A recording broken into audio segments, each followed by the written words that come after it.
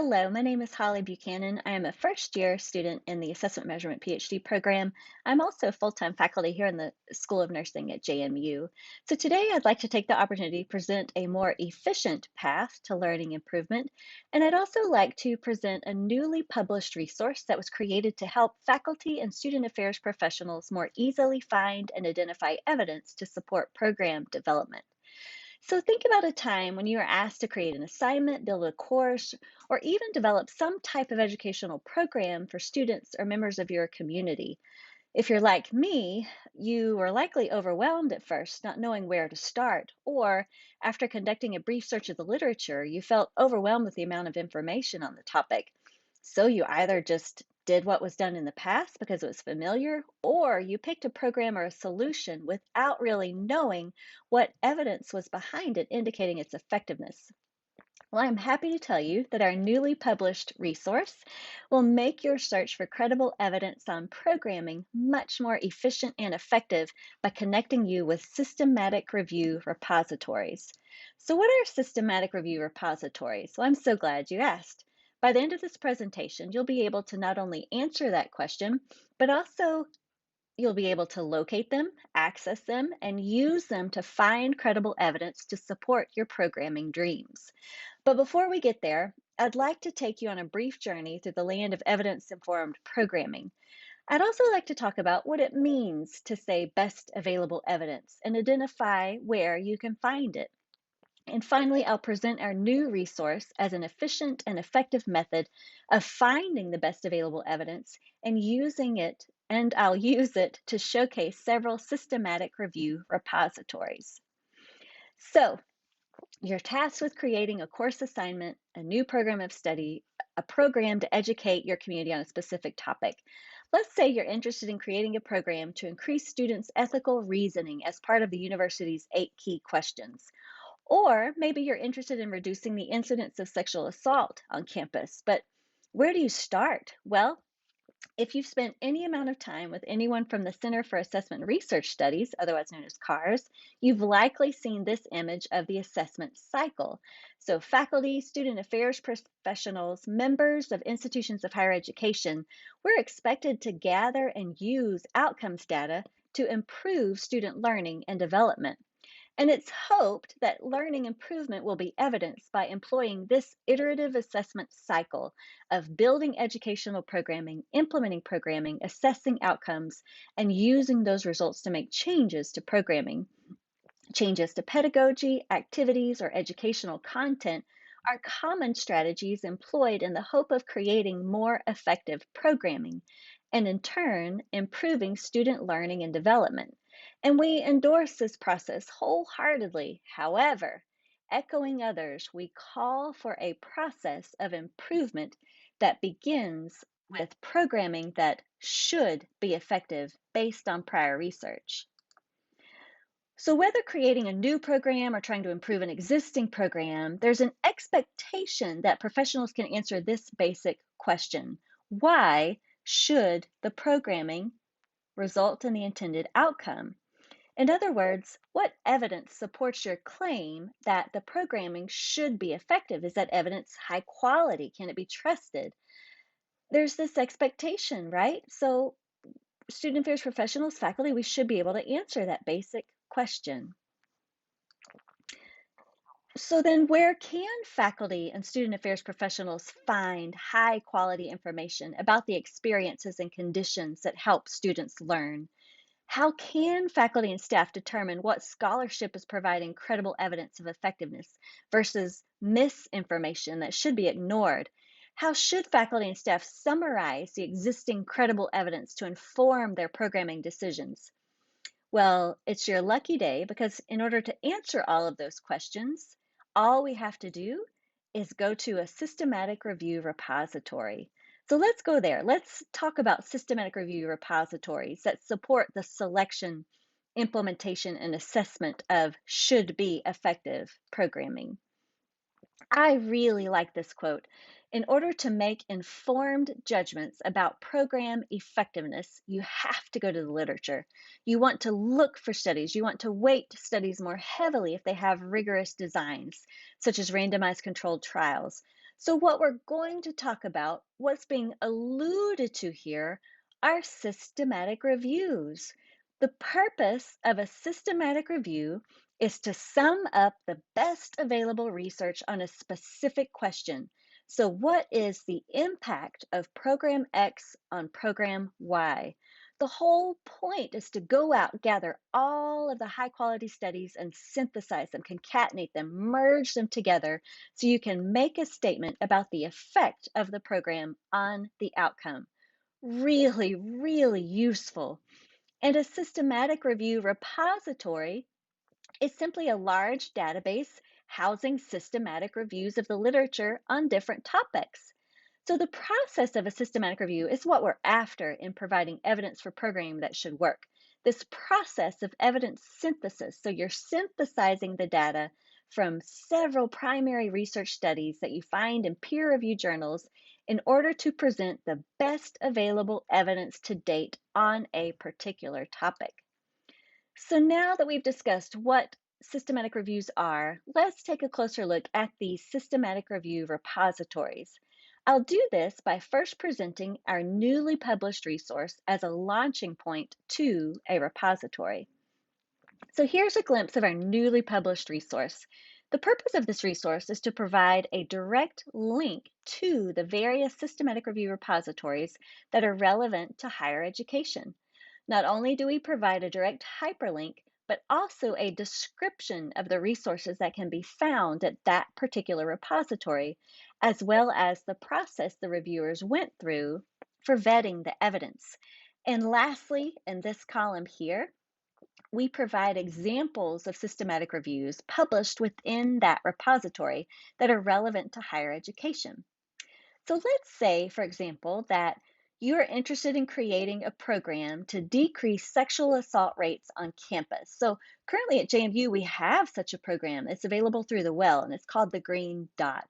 But let's say that that program doesn't exist and we're interested in finding evidence to support this type of programming to reduce or prevent incidences of sexual assault on campus. So we could come to this resource and we could see which systematic review repository might be a good place to start our search. Based on its description, the Campbell collaboration might be a good place to look, as it exists to help people make well informed decisions about social and behavioral interventions. It provides systematic reviews and rigorous synthesis processes by synthesizing high quality studies. That's what we want. Let's go there. All right, so I click the hyperlink and it takes me to the home page of the Campbell collaboration. So regarding the description here, the Campbell collaboration provides answers for decision makers by using rigorous methods to synthesize the evidence, including where appropriate, statistical meta-analyses of quantitative evidence and theory-based analyses of qualitative evidence. This is great. That's the type of evidence I need to answer my question of what works for sexual assault prevention.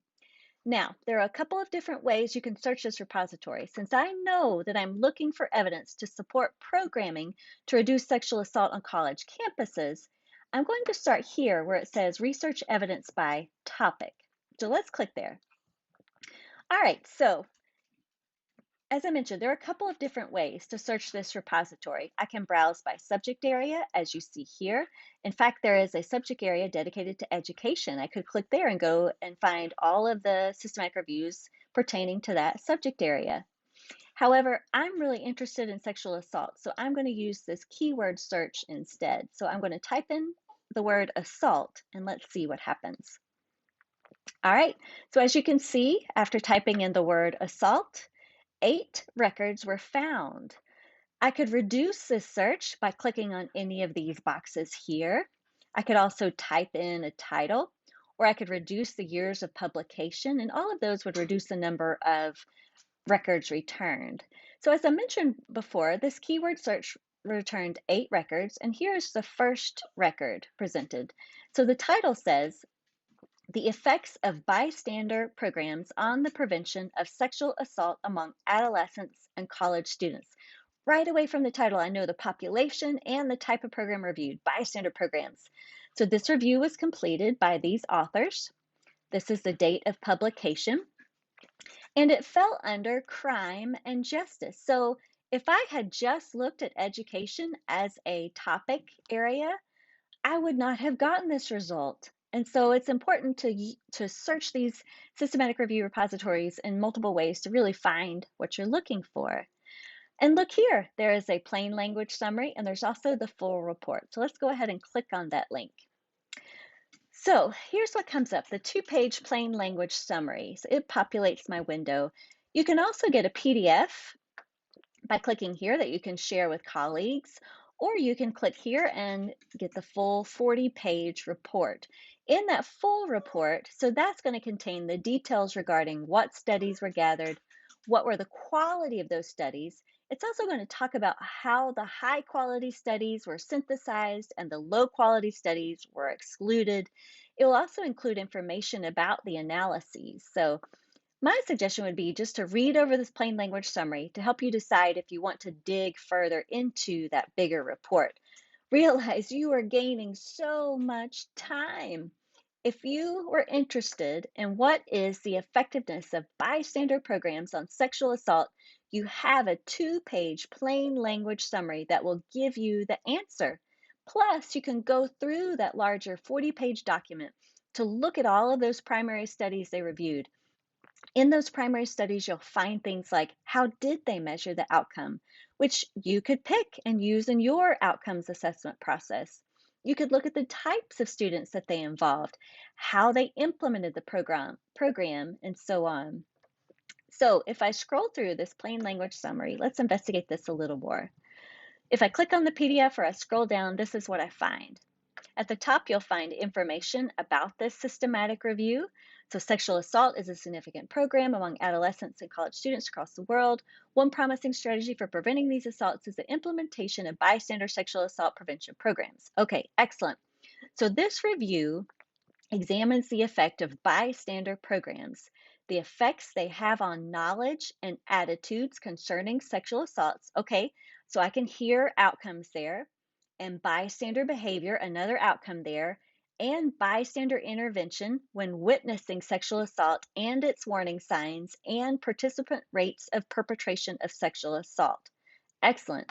So notice here, it talks about the main results. So it summarizes the main results of that larger document here. Bystander programs have an effect on knowledge and attitudes for some outcomes.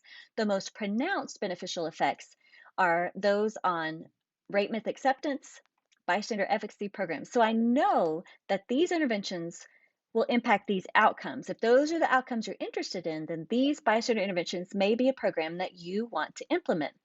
Then it goes through and gives you a little bit of background information on why we should care about this, the prevalence of it. It also gives you information about the bystander approach. So this is not enough to implement the program. That's going to come from the 40-page document, but some information on what's going on. It goes through the objectives of the systematic review, the search methods used, the selection criteria. So there's a lot of information right here, and you can decide if this is the type of programming you're interested in or not. If these are the outcomes you're interested in and you are interested in a bystander program, then you'll want to read on. So coming back to our resource, I hope this has inspired you to really dig into a systematic review repository the next time you're tasked with creating new programming. In asking, should it work? We're essentially asking, is this program worth our time and money, both dwindling resources in higher education? And using these systematic reviews housed in these systematic review repositories, we can provide evidence that will justify our desired programming. And we recommend offering evidence-informed programming that is supported by research and instills greater confidence that students' knowledge, attitudes, and skills will be impacted in desired ways. And yes, subsequent outcomes assessment is still needed to formally examine the effectiveness of the program, but it will be more confirmatory rather than exploratory. So the resource presented today, as well as the associated manuscript, are currently in press. I'm happy to share a preprint copy if interested. Please feel free to reach out to me at the email address provided. Thank you so much for listening.